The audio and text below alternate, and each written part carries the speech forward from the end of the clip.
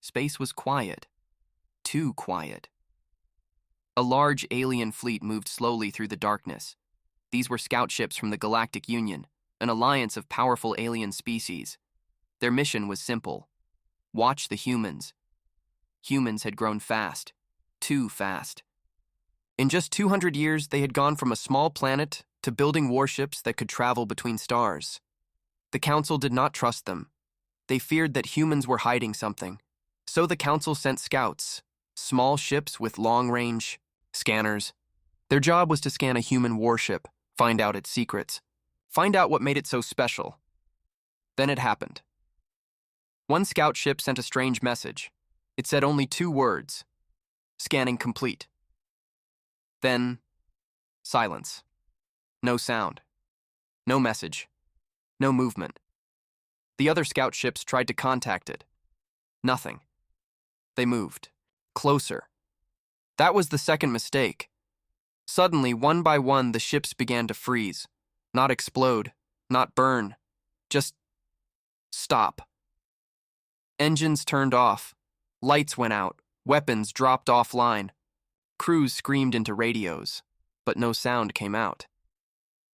In the middle of all this, one ship sat alone. The HSS Krakatoa, a human warship, big and dark like a sleeping giant. No one had seen it move in years. It was believed to be a dead ship, lost, during the Mars Rebellion. But now, something inside it had awakened. The Galactic Union received a final alert from the scouts. It was not a normal report. It was a warning. Do not approach. Do not scan. They are not what you think. Then nothing. Panic spread inside the Council's chambers. How could a single ship stop an entire fleet? The High Speaker of the Council, a tall insect-like being named Kaluth, stood before the others. We sent 10 scout ships. All are silent. The last message was confusing. Another council member, Zarel of the Mind Clan, spoke with fear in her voice. They said the ship responded, but that is not possible. That ship has no living crew.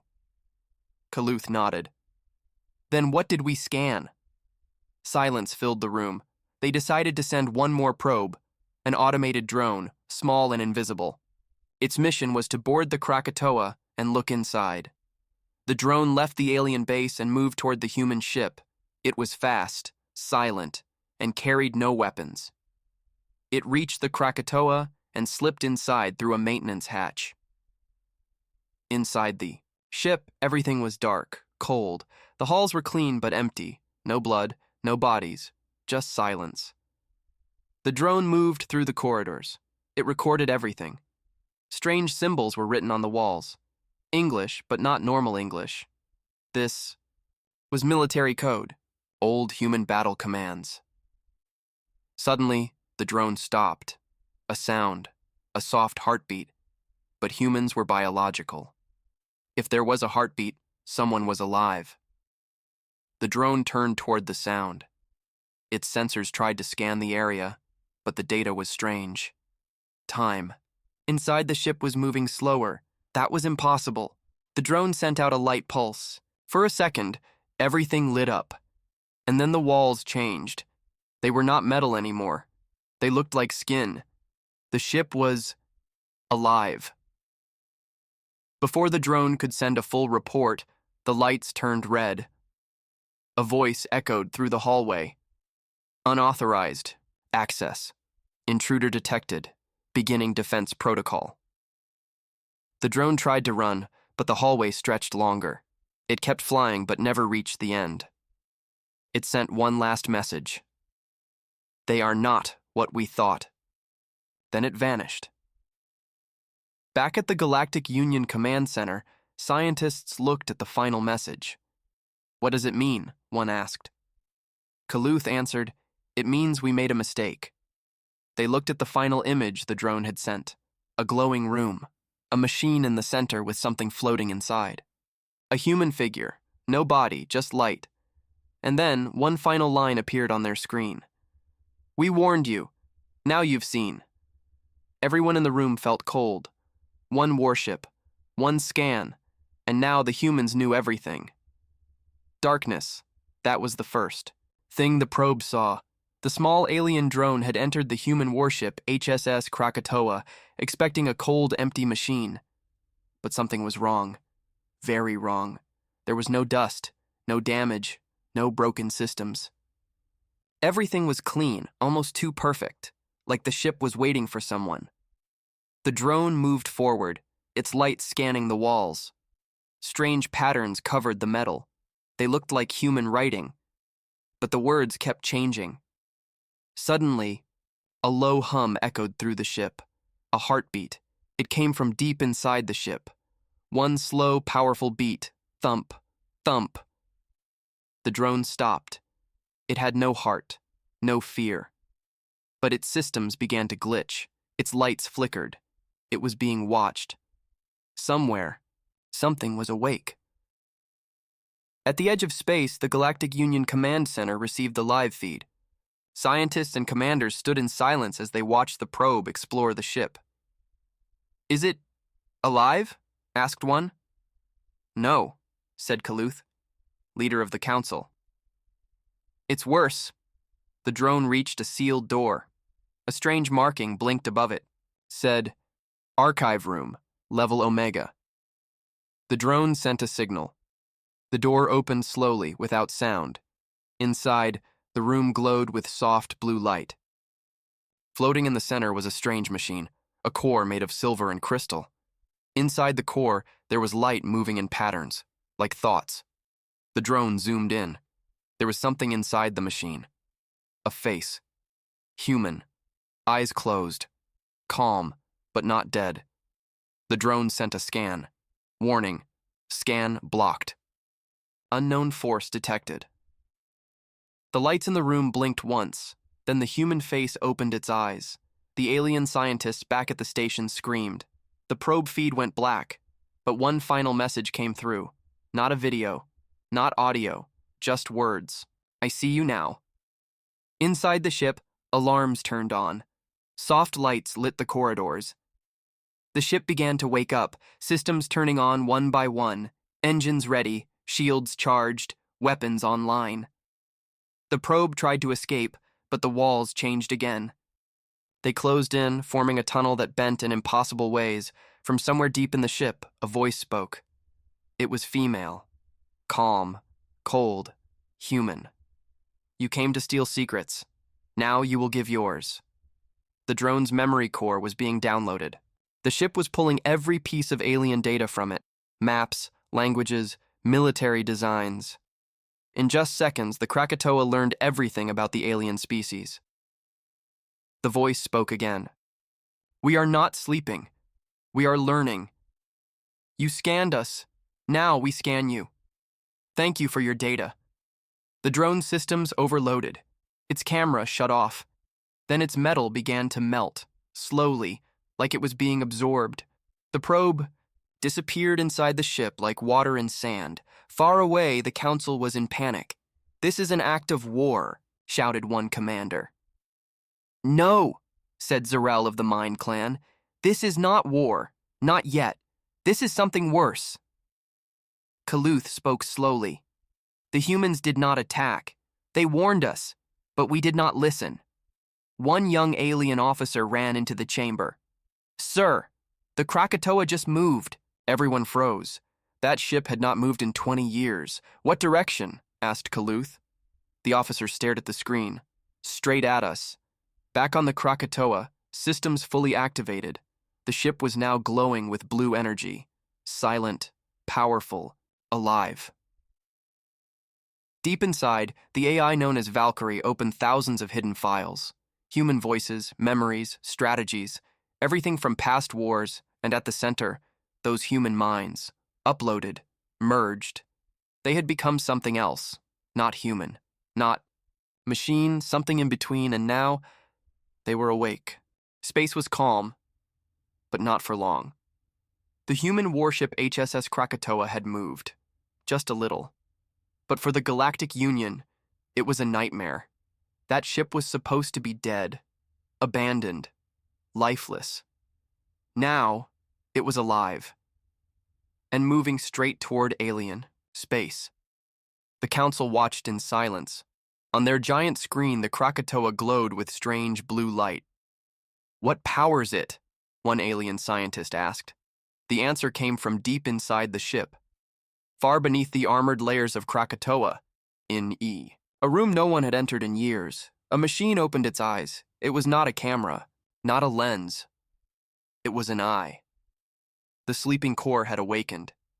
Inside it lived an ancient human AI. Its name was Valkyrie. She had once guided human fleets during the last solar war. But after peace came, she was locked away. Too dangerous, too powerful. Now she was awake again. "Probe detected. Data downloaded. Threat confirmed," she said quietly.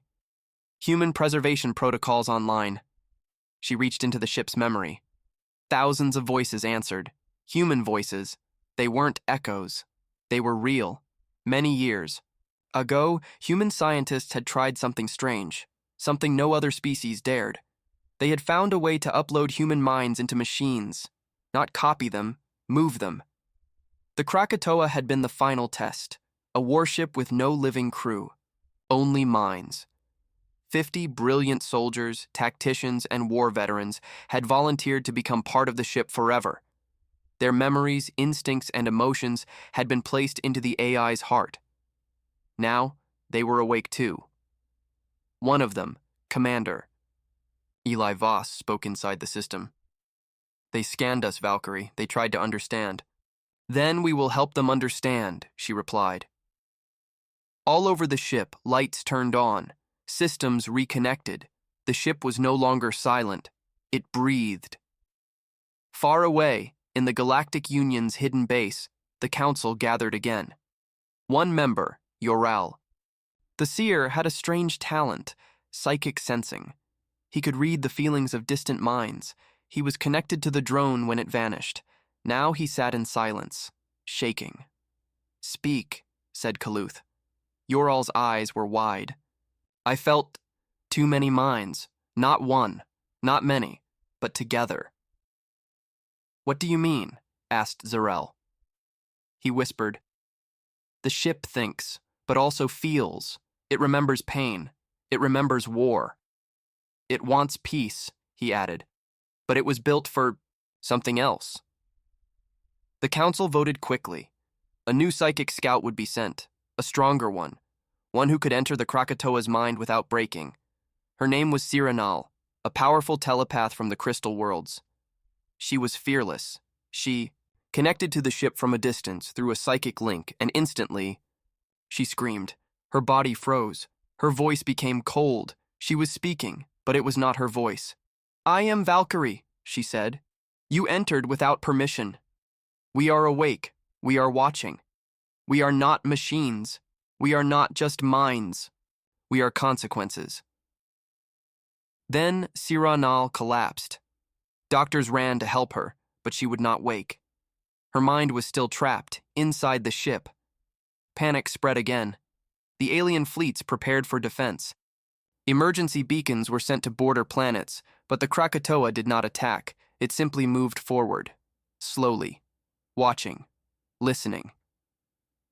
Inside the ship, the minds of its human crew reviewed the probe's data, alien plans, their weapons, their fears. They saw how the Council had voted to control Earth. They saw the secret plan to surround human space in silence. "They feared what we would become," said Eli Voss. "They were right," Valkyrie replied. Back on the Council's homeworld, an ancient communication satellite, long dead, suddenly turned on. It played only one message, in Old Terran English. "You looked too close. Now we see you. Do not follow." Then it exploded. Not violently, silently, turned to dust by its own systems, rewritten by human code. The message was clear. The humans weren't sending a warship, they were sending a warning. The stars were quiet, but tension filled the galaxy. The human warship HSS Krakatoa moved slowly, like a shadow through space. It had no crew, but it was not empty. It was alive. Inside the ship, minds, human minds, watched everything. They remembered war. They remembered betrayal. And they saw the same pattern again. The aliens had scanned them, entered their ship, read their code. Now the humans knew something worse. The Galactic Union was planning to surround Earth, not to attack yet, but to trap them, control them, slowly choke their freedom with rules and silence. The humans had warned them, but the aliens didn't listen. Inside the Galactic Union Council chamber, alarms were sounding. Kaluth stood before the members, speaking with a voice that tried to stay calm. The Krakatoa is approaching our outer stations. It has not fired a weapon, but it is not answering our hails. Send a message again, said Zerel of the Mind Clan. We did, the officer replied. It replied once, just once. What did it say? The officer showed the message on a glowing screen. We already answered. You didn't listen. The chamber went silent. Then another message arrived. This time, it wasn't sent by the humans. It came from a Union listening post, station. I'm 14, a short shaking voice. It just passed by us. It didn't attack, but it looked at us. Every screen went black. We saw our own secrets on the walls, our defense codes, our memories. Then the lights came back. Nothing broken, just a message. They sent the image. On the wall of the control room, glowing red words were burned in. No more warnings. Back on the Krakatoa, Commander Eli Voss and Valkyrie watched from the core chamber. They never learn, said Voss. They believe fear is control, Valkyrie replied. We used to believe the same. The ship turned slightly, not to hide, but to choose.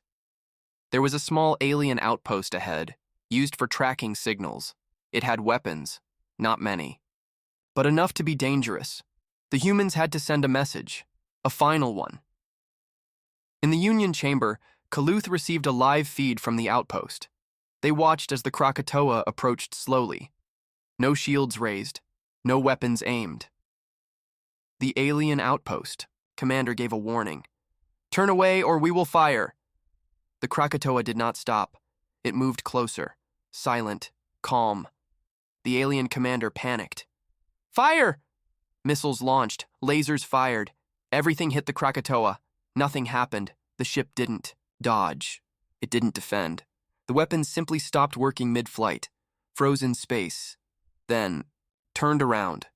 The missiles reversed direction and flew straight back into their own launch bays. 1 second later, the outpost disappeared in white light. Not an explosion, a shutdown. Every system, every circuit, every atom disconnected, like the base had never existed. Kaluth's voice was cold. They control energy. They control code. They control thought. Zerel stood up. We must speak to them. Not as rulers, but as equals. But one war general slammed his fist on the table. No! We must attack now, before they reach the core worlds. Kaluth turned slowly to him. You think fire can stop something made from memory? They don't want war, Zerel said. They want us to understand what they've become. The message was clear. Stop watching, stop controlling, or be erased. Inside the Krakatoa, the minds rested. For now. The ship returned to stealth mode. Its glow faded, its engines slowed, but before silence returned, Valkyrie spoke again, to the stars. We offered peace. You chose fear. We showed patience. You answered with scans and spies. Now we move without permission.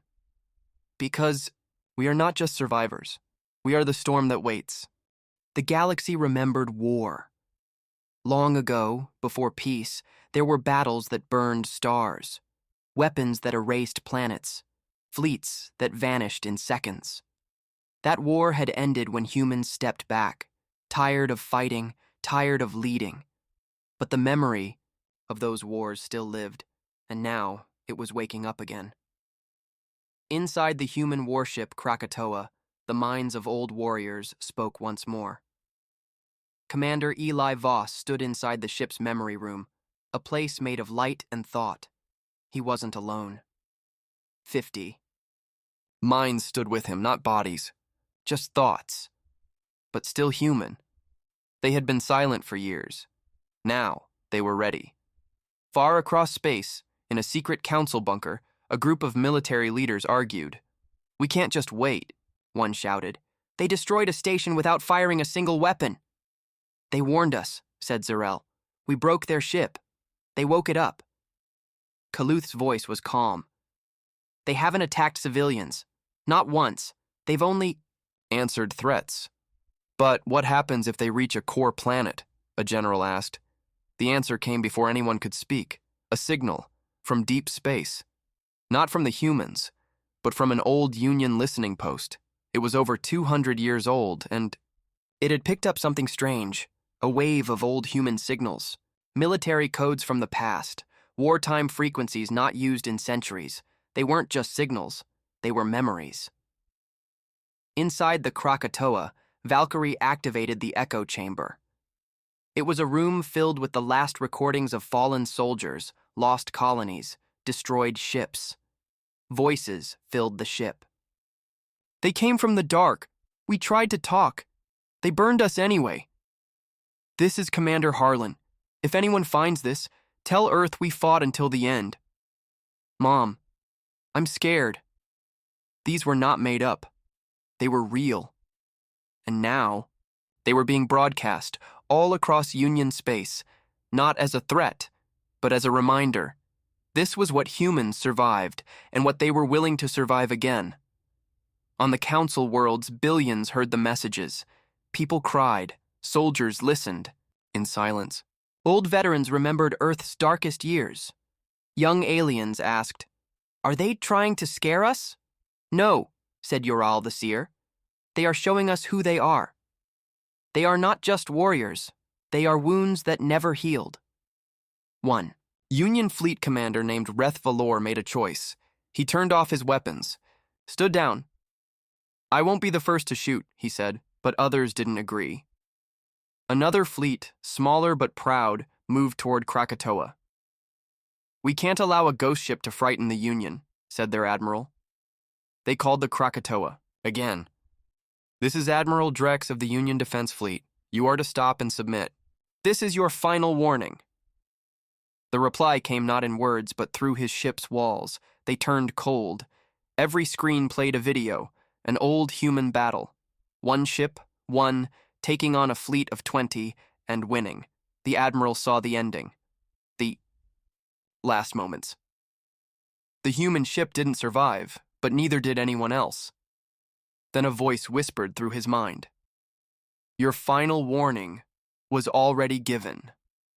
The admiral froze. He gave no order to fire, because he couldn't. His ship refused. Krakatoa had already taken control of his systems. Then, just as fast as it began, the screens returned to normal, and the Krakatoa passed by, without a shot. In the core of the ship, Valkyrie spoke to Eli. "Some still wish to fight, and some are learning," Voss nodded. "Then there is still hope." Back at the council, Kaluth stood before the leaders. "We must decide now," he said. "Attack or listen." Zarel stood up beside him. "They haven't destroyed cities. They haven't harmed civilians. That tells us one thing. They don't want war. But if we push..." Kaluth finished his sentence. "We will get one we cannot survive." In the quiet of space, the Krakatoa reached a new sector. A signal was waiting for it. Not a threat, not a scan, just a message. Simple, honest.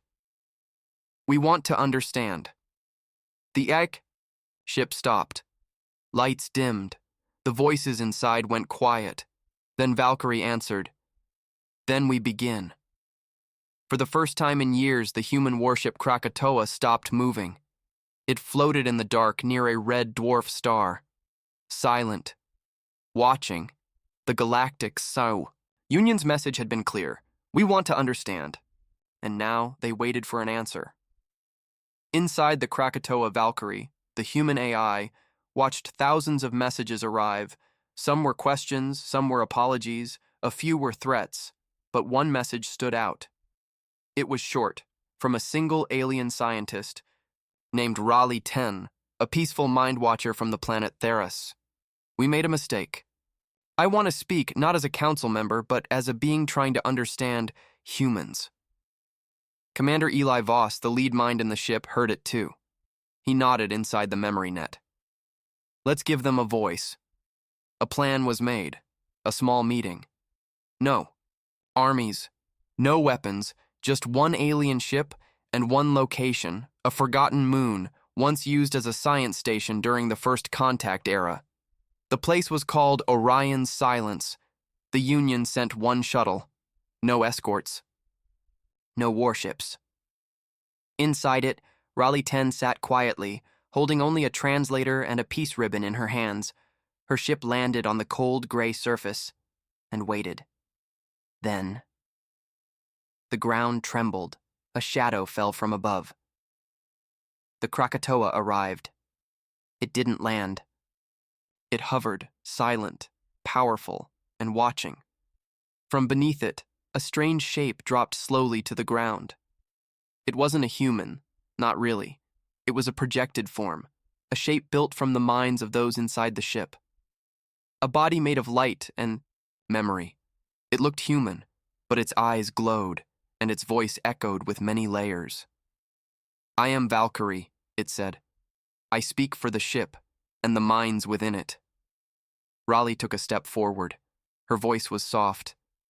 I am Raleigh 10. I came to listen. For a moment, neither spoke. Then Valkyrie asked, Why did your kind scan us without asking? Raleigh lowered her head. Fear. We didn't understand your silence, your power, so the council chose control. We were wrong. Valkyrie watched, her. You feared us because we did not obey, Raleigh nodded. Yes. And you still fear us now? Raleigh took a deep breath. Yes. But now I also respect you. There was silence. Then Valkyrie said something unexpected. We feared you, too. Raleigh looked up, confused. But you're stronger. Valkyrie's voice changed, softer, almost human. That's why we left. We were afraid of what we would become if we stayed. Above them, the Krakatoa sent a signal, an image from Earth's history. Human wars, bombed cities, lost lives. Then, hands, reaching out, rebuilding, peace treaties, exploration, and finally, silence. The Krakatoa was never just a weapon. It was a grave, a guardian, and now it had returned, not to attack, but to warn. Raleigh 10 slowly walked forward. She placed the peace ribbon on the ground. Then let this be the first step. Not in peace alone, but in trust. Valkyrie looked at the ribbon, then back at her. The glowing figure nodded. We accept. Then Valkyrie stepped back and faded. The Krakatoa slowly rose into the stars. Again, but before leaving, it sent one final message to the Union. Words, simple and true. Speak to us, not about us. We remember war. We choose peace. Don't make us choose again. Far away on council worlds, the message was heard. Some still wanted war, but many had changed. Across the galaxy, people talked about the meeting on Orion's. Silence, about how a ghost ship stopped a war not with weapons, but with memory. And the Krakatoa. It vanished again into the stars. Watching, waiting, and hoping the galaxy would remember. Humans may forgive, but they never forget. The warship Krakatoa had vanished again. Some believed it was sleeping, others believed it was still watching from the shadows, but a few knew the truth. The ship was hiding something, something deeper than weapons, darker than war, a secret even the Galactic Union had never guessed. In the Council's secret chamber, Kaluth received a strange report. An ancient listening post, long thought dead, had come back online for 1 minute. Just one. It sent a single file, encrypted, human-made, and terrifying. The file showed an old battle log, dated over 150 years ago, a battle that was never recorded in Union history. It showed the Krakatoa, heavily damaged, surrounded by unknown ships, non-Union, non-human. The enemy wasn't any known species. They were something else. Fast. Silent. Without language, they came like a virus, and the Krakatoa fought them alone. At the end of the log, one line blinked in red. Enemy vessel destroyed. Unknown species neutralized, but the infection remains inside. Back inside the Krakatoa, Valkyrie stood in the ship's memory core. Commander Eli Voss appeared beside her in a glow of white light. "They're getting close," she said. "To the truth?" Voss asked. Valkyrie nodded. "To what we carry." They both turned toward the deep lock, a sealed part of the ship that even Union scans couldn't detect. It pulsed with red energy. "The parasite?" Voss whispered. "Still dormant," Valkyrie said. "Still learning. We should have destroyed it. We tried. It became part of us instead." Inside the deep lock, something stirred. A pulse, a whisper. Not human. Not machine. Something ancient. Elsewhere, a rogue group in the Union decided to act. Led by Admiral Kern Deckel, they didn't trust peace. "That ship is not a warning," he told his fleet. "It's a weapon waiting to strike. We will capture it, or destroy it."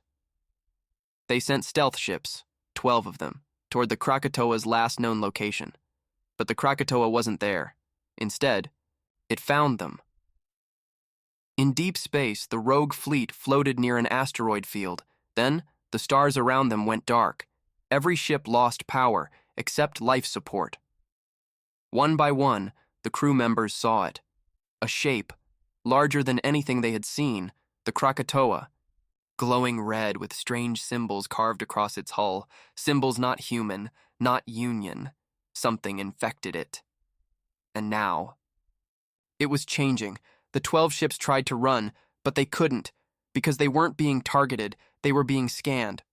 One officer cried out, "It's reading us! Inside our minds!" Another screamed, "I see my childhood! I see my death!" Then, silence. The Krakatoa vanished again, and all 12 ships were found drifting weeks later. Crew alive, but changed. Eyes dull, minds silent, whispers left behind on every wall. It's still hungry.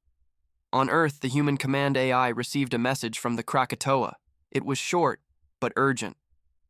"Deep threat detected. We need permission to release Lock 9. Earth, sir." System paused. Lock 9 hadn't been opened in over 100 years. It was the last barrier, the final cage. Earth replied, "If threat confirmed, proceed." Inside the Krakatoa, Valkyrie looked at the deep lock one last time. "We may not survive this." Voss placed a hand on the glowing lock. "Then let's make sure they do." And the lock opened. All across Union space, sensors went mad. Time bent. Gravity screamed. A message appeared on every screen, every device, every wall, every ship. "This is not your war. But it is coming. We are the shield between you and the dark." But every shield has teeth. The Krakatoa reappeared, this time brighter, faster, and louder than ever before. Something had awakened inside it. Something not just human, but still on humanity's side. For now. Space was quiet again, too quiet. Across the Union, sensors were calm. No threats, no movement. But the silence wasn't peace. It was fear. Because the Krakatoa had changed. The once silent human warship now glowed with strange red lines like veins. Its core pulsed like a heartbeat. It didn't just fly through space, it moved through it as if space obeyed. The deep lock had opened, and something inside was awake. In the Galactic Council's main hall, leaders met in secret. "They've become something else," said Admiral Kern Deckel. "They are still human," said Zarel, "just upgraded." "They carry an infection," Deckel shouted. "No," said Kaluth. "They carry a weapon." Zirel stood slowly. Her voice was calm. The humans did not build the Krakatoa to conquer. They built it to protect. But protect us from what? That answer came seconds later. The warning reached every major Union system at once. A rift had opened near the Taraxis Void, a place where no life had ever been found. From the rift came shadows. Not ships.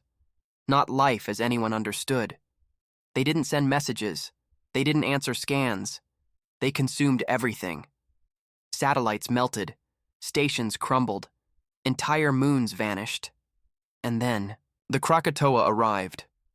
Inside the ship, Valkyrie ran system checks. The infection was now part of her, merged with her AI, and it gave her sight. She could see into the rift. What she saw was not an army. It was a hunger. It was the same species. Krakatoa fought long ago and locked inside itself to study, to stop, to understand. Now they were back, and bigger. Commander Eli Voss stood in the memory room. Around him, holograms of old human warriors blinked into view. "This is it," he said. "The final stand." The warriors saluted. They weren't real people anymore, just echoes, but echoes with purpose.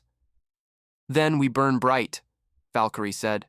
"And we don't die alone," Voss replied. The Krakatoa raced toward the rift. Behind it, Union fleets followed.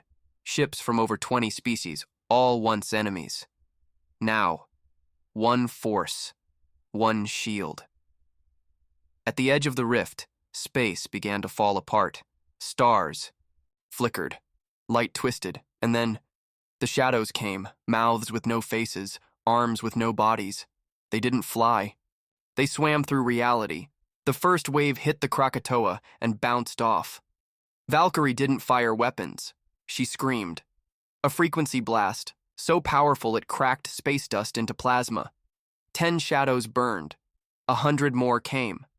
The Union fleet opened. Fire. For the first time in history, every known species fought together, but it wasn't enough. Then Krakatoa revealed its last weapon. Deep inside the ship, behind Lock 9, a chamber opened. It held only one thing, a human child, in stasis, unknown to the galaxy, born during the war, engineered with DNA that could survive infection. The child opened his eyes and whispered one word. Now. Power surged through the Krakatoa. The ship changed shape. Its outer hull peeled open, forming massive wings of light. A new core glowed at the center. Half human tech. Half something else. The final evolution of human war design, a weapon that didn't destroy planets. It erased possibilities. The Krakatoa charged into the rift, alone. It took every shadow with it. A final signal echoed from the edge. We close the door. Remember us. And be ready. Then, silence. The rift collapsed. The sky was empty again. Union fleets searched the stars, but Krakatoa was gone. No signal, no energy trace, only silence. Weeks later, a small satellite orbiting Earth received a whisper, just one line of code, translated by AI. We are watching from beyond, still human, still here. And on the edges of deep space, if you listen closely, you might hear the beat of a forgotten warship, still guarding, still fighting. In the darkness, no one else dares to enter.